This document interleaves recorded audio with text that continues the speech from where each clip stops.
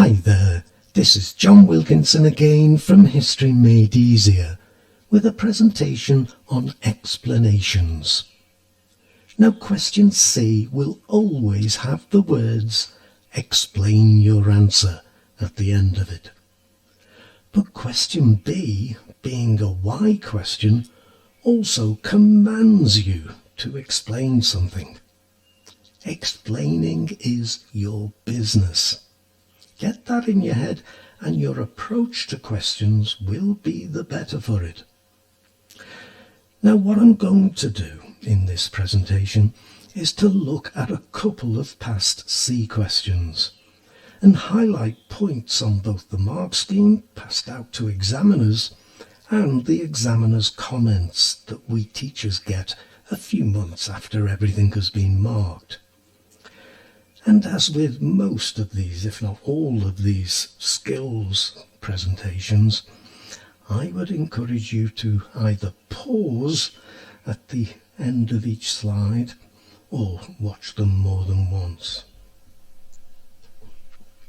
Now, the mark schemes for question C instruct examiners to give up to 7 marks for 3 explanations.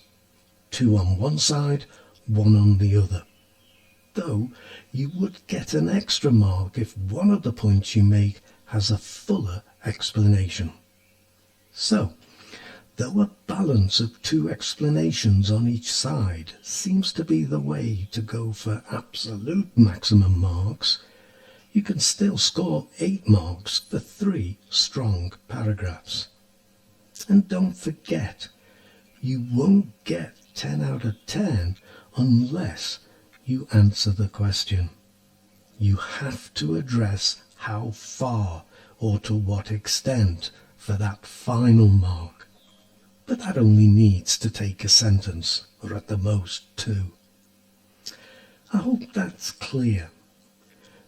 But what is a good or a fuller explanation? Well, here's the first question. Clemenceau achieved what he wanted in the Treaty of Versailles. How far do you agree with this statement? Explain your answer. And under the question, you will see the examples that the mark scheme gives, written as a student would be expected to write. In the first example, on the left of the slide, you have a paragraph that provides a fuller explanation. Note how it identifies something Clemenceau wanted from the treaty, French safety, and then links this to terms in the treaty, and then underlines the point at the end of the paragraph.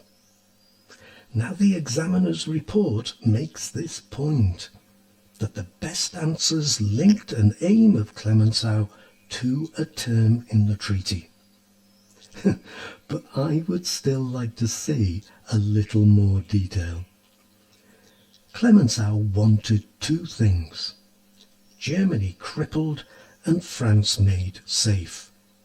And though they are linked, and you can say that, I would deal with them separately, in separate paragraphs, so as to have a clearer focus in each paragraph, and provide just a little more detail.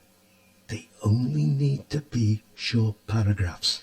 I want to emphasize that. The paragraph could have just focused on the reduction of Germany's armed forces, and provided a little detail of the ways in which they were reduced. There could have been a second paragraph explaining why the loss of iron ore and coal weakened Germany.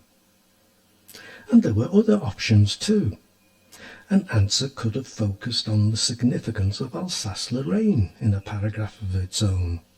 And actually, the examiner's report comments on how many candidates were aware that Clemenceau wanted Alsace-Lorraine returned to France, and that he did get it back in the treaty. But that many candidates didn't explain why this was so important to him. It could also have focused on the demilitarization of the Rhineland and explained why this made France safer. There will always be different points to make, different ways to respond to the question. But the key thing is the explanation. Now, the second example on the right-hand side of the slide. This highlights a valid point, but doesn't expand on it at all. It could have mentioned the Anglo-American guarantee, the promise to come to France's aid if it was attacked by Germany, which led Clemenceau to accept the treaty, but which didn't materialise as the American Senate failed to ratify the treaty. Just a little more detail goes a long way when it comes to marks.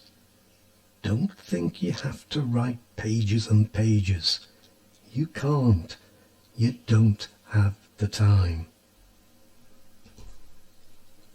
So, the second question. The Marshall Plan was different to Western Europe. Sorry, that's not the question. The Marshall Plan was important to Western Europe and to the United States for different reasons. How far do you agree with this statement? Explain your answer. Again, I show the examples the mark scheme gives. But this time, I would say that though they both make valid points, both explanations just fall short of qualifying for fuller explanation status. And of course, I'll explain why.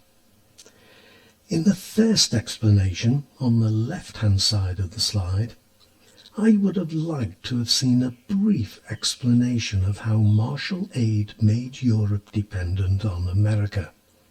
And the examiner's report highlights that the better answers did this.